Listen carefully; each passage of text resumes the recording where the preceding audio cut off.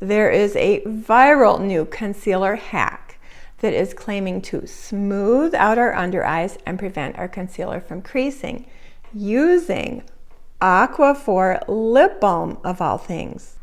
When I saw my beautiful friends Mel C Beauty and Beauty by Des give it a try, I was really intrigued, so I picked it up and I can't wait to see how this concealer technique works on my 64-year-old under eyes.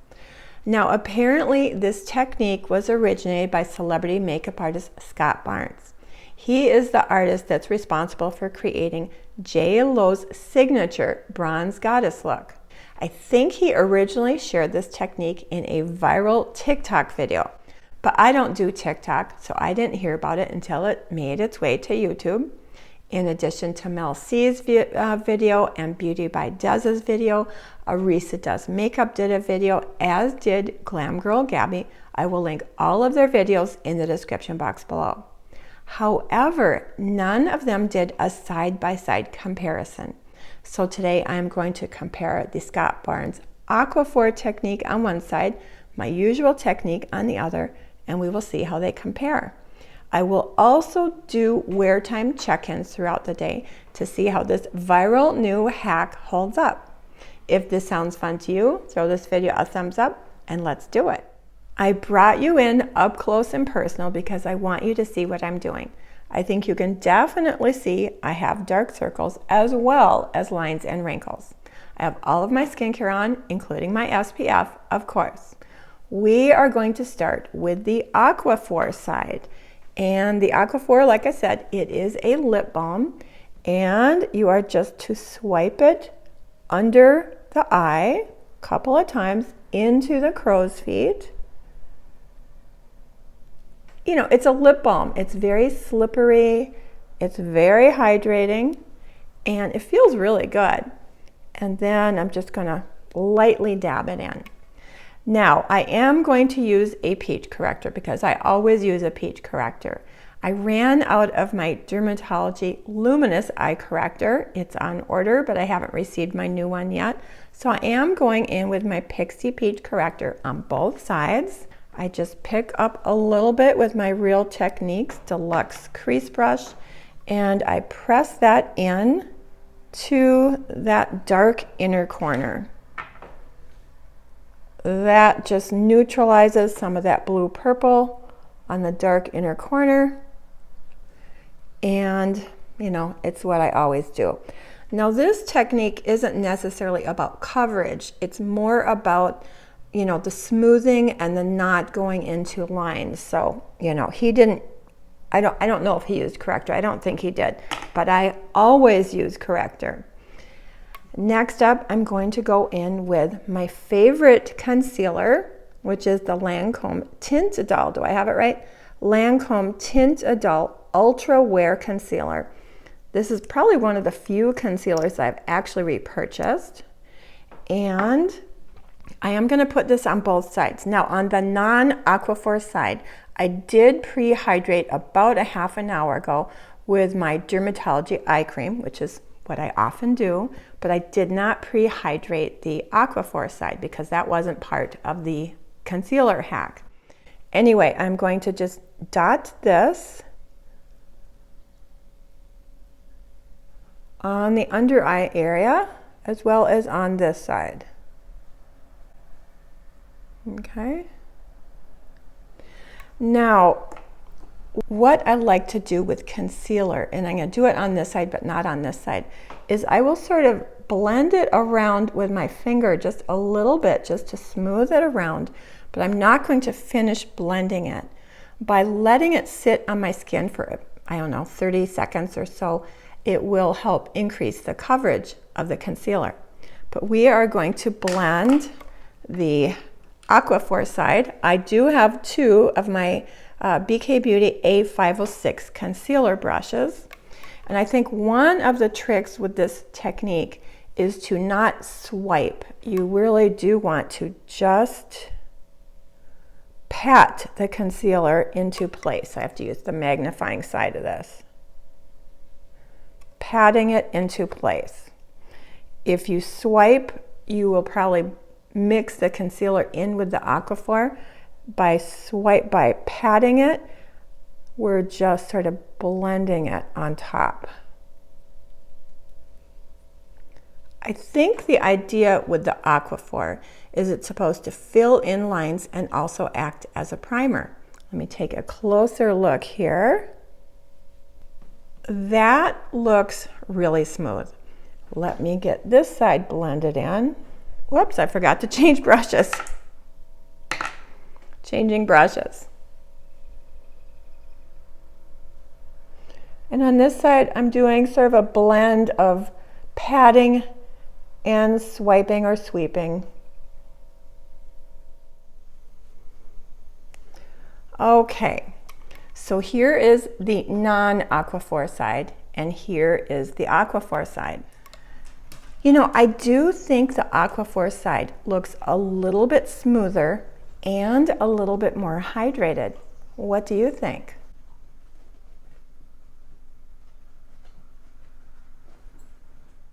I almost forgot. He also said you can apply this other areas where foundation tends to crease or where you have lines. So I'm also going to apply this on the marionette lines. Are those the marionette lines? I can never remember what they're called. And on my upper lip line, and we will see if this doesn't help prevent my lipstick from bleeding and feathering into those lip lines. Okay, on to foundation. Today I am going to use my Estee Lauder Futurist foundation. I have this in the shade 2N Desert Natural, I believe.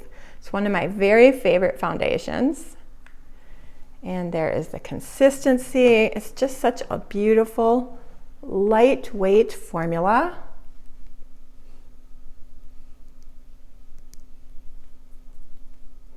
I'll probably speed through the application because this really is not about the foundation. It's more about the concealer. Although I do have a new brush that I want to share with you. REPHR just sent me this new B04 foundation brush. This is a synthetic brush, nice slanted top. It is very similar to the BK Beauty 101 that's very popular, although you can see the REPHR is a little bit smaller. You know, everybody loves this 101, but I find it a little bit too large. I actually prefer the BK Beauty 109, and you can see the REPHR is a little larger than that. This is a synthetic brush. It is designed for foundation, and let's see if this is my Goldilocks brush. Now, anyone can purchase brushes from the REPHR concept store at a huge discount as long as you agree to provide feedback. That is how REPHR comes up with their final design. Anyway, let's get this foundation blended in. I probably talked too long. It's a really nice soft brush.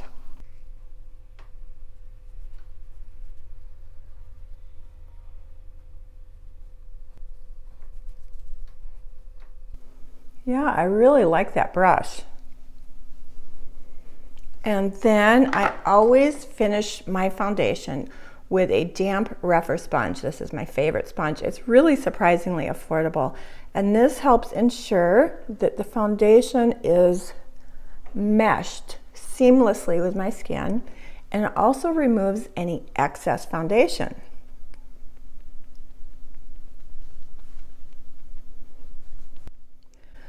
Okay, now for the part that makes me a little bit nervous. Scott Barnes recommended the Maybelline Super Stay Powder Foundation to set the concealer. Now, I don't even own a powder foundation. Powder foundations just make my skin look really dry and really, really old.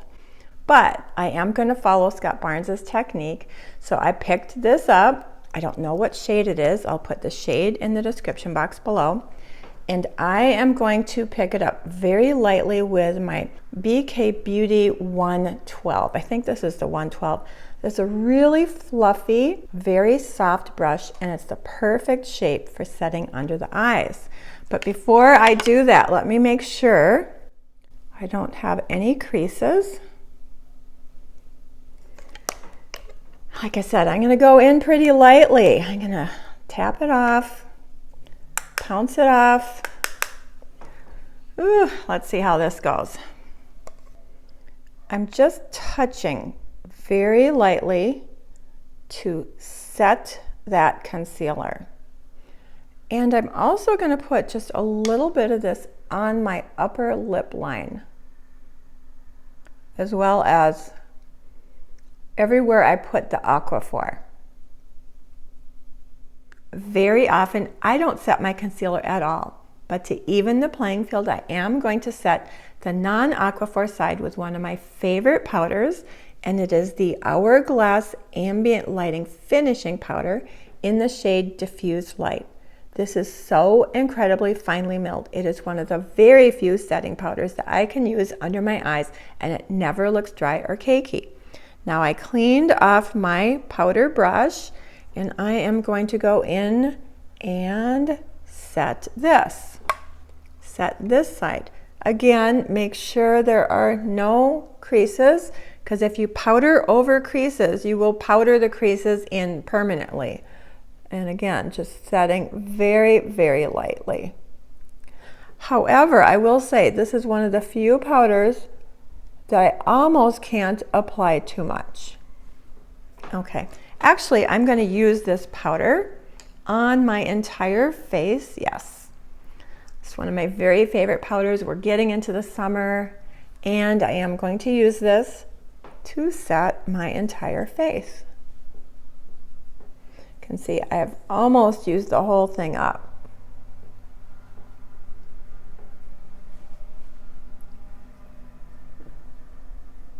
All right, let's get a little blush on. I am using my NATASHA DENONA My Mini Dream Blush, 2 blush shades and a very pretty highlighter. But what I usually do with this blush is I just go over all 3 for a really pretty glowy blush. Now this is a really neutral color, which is one of the reasons I love it. It's almost like a nude, I don't know, it's not, I can almost use it as a bronzer. It's sort of a nude, dusty rose. And I am going to apply that pretty liberally. A little more.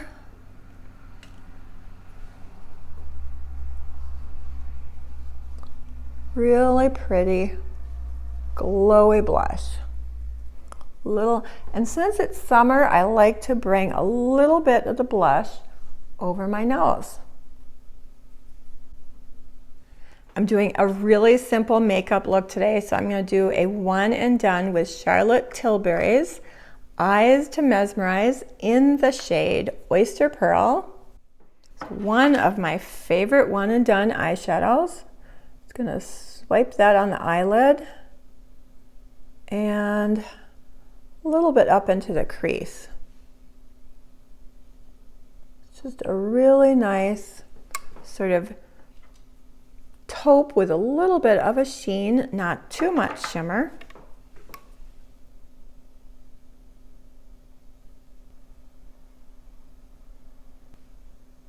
Okay, Eyes to Mesmerize, Oyster Pearl. Super fast and easy, one and done. For lips, I'm going in with a NYX lip liner. Again, I'm sort of testing to see if that Aquafor helps prevent feathering, but to give it a fair chance, I do want to use a little bit of lip liner.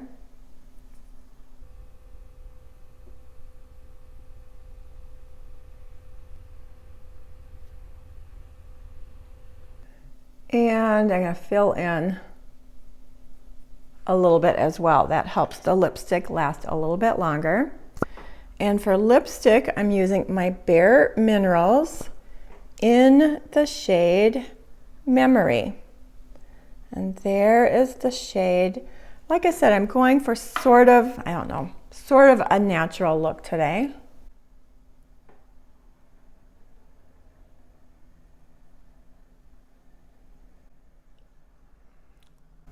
Okay. I went off camera, finished my brows, my mascara. Everything will be listed and linked in the description box below. as usual. Anyway, I also took a closer look side by side, and I'm not sure if you're going to be able to see it on camera, but the Aquafor side definitely looks smoother. I am starting to see just a little tiny bit of gathering into those really fine lines on the non-Aquafor side.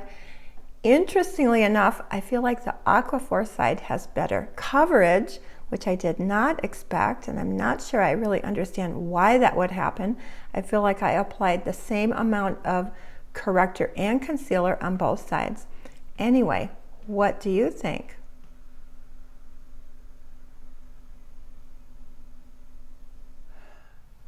And here we are again, up close and personal in front of a south-facing window in natural light.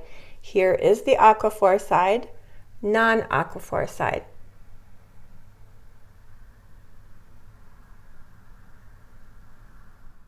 It has now been about 4.5 hours.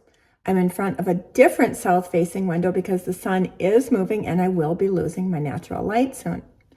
Anyway, I don't know if you can tell, but I did just take a really good look in a magnifying mirror, and the right side, the Aquafor side, is definitely smoother with much less creasing, and the coverage seems to be lasting longer. Aquafor, regular side. So far, I'm really impressed. We are going on 8 hours now, and I need to wrap this video up with final thoughts. Now, I have not touched up my makeup at all today, other than my lipstick. As far as the concealer, the Aquafor side definitely held up better. It's still smooth, minimal creasing, and the coverage is still there. Now, I do think that the Maybelline powder foundation added to the coverage and extended the wear time, yet it didn't make my under eyes look dry, probably because of the balm. The marionette lines look good.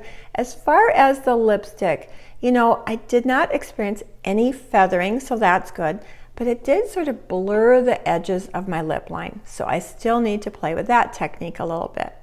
The only problem with the concealer technique is that if we use this very emollient, very occlusive balm on the thin under eye area on any kind of a regular basis, we will probably be more prone to milia, which are a huge pain to get rid of. So while this is a very good technique, I'll probably reserve it more for special occasions, but it is definitely worth checking out. If you enjoyed this video or found it helpful, please remember to throw this video a thumbs up. Anyway, I hope you have yourself a great day, a wonderful week, and I hope to see you in my next video.